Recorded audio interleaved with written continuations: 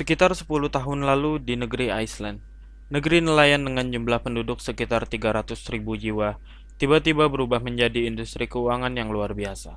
Sehingga para nelayan beralih profesi untuk memenuhi kebutuhan tenaga profesional keuangan. Setelah 5 tahun berlalu, mereka terpaksa kembali menekuni pekerjaan lamanya sebagai nelayan. Mengapa demikian?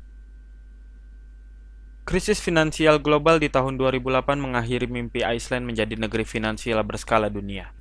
Negeri itu pun bangkrut menyisakan hutang yang besar. Michael Lewis, seorang penulis buku-buku keuangan bestseller, menggambarkan kehancuran Iceland sebagai berikut. Anda punya seekor kucing dan saya memiliki seekor anjing. Kita berdua sepakat harga kucing Anda adalah 1 miliar US dollar. Demikian pula harga anjing saya. Saya beli kucing Anda 1 miliar US dollar dan Anda membeli anjing saya 1 miliar US dollar. Kini kita memiliki aset masing-masing 1 miliar US dollar.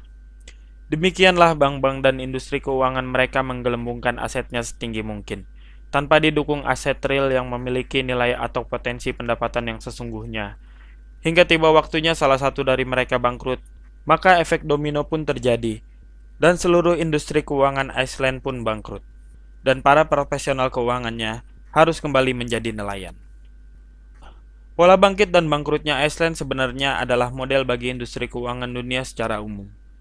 Bedanya adalah negara-negara lain umumnya jauh lebih besar dari Iceland, sehingga lebih kuat bertahan ketika dihantam krisis.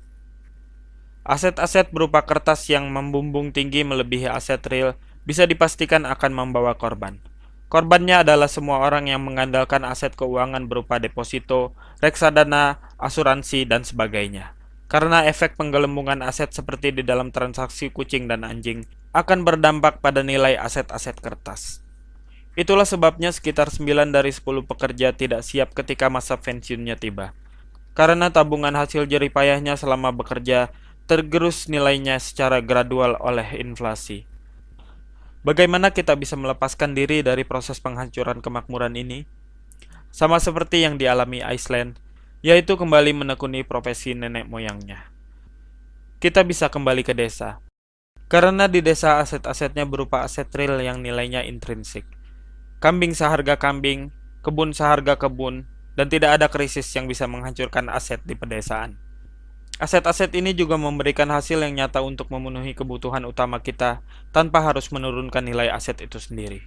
Bila demikian unggul aset-aset di desa, mengapa mereka terkesan miskin? Sebenarnya mereka tidak lebih miskin. Bisa jadi mereka tidak memiliki aset berupa kertas. Dalam hal ini adalah uang. Tetapi aset real rata-rata mereka punya.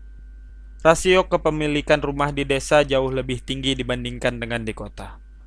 Lalu karena brain drain dari desa ke kota, orang-orang pintar yang seharusnya bisa membangun desa lebih memilih tinggal di perkotaan. Desa-desa tidak terbangun, sementara di kota terjadi persaingan yang sangat ketat, sehingga hanya sedikit yang benar-benar bisa sukses. Masalah-masalah yang kita hadapi di perkotaan mungkin solusinya juga ada di desa. Naiknya harga bahan pangan, ditambah lagi ketersediaannya yang terbatas, membuat kita harus mengimpor dari luar. Padahal kita bisa mengatasinya bila desa-desa kita menghasilkan kebutuhan pangan secara cukup. Bisa jadi selama ini kita mencari solusi di tempat yang salah. Solusi berbasis kapitalisme dan impor, yang dalam jangka panjang justru menyengsarakan kita sendiri.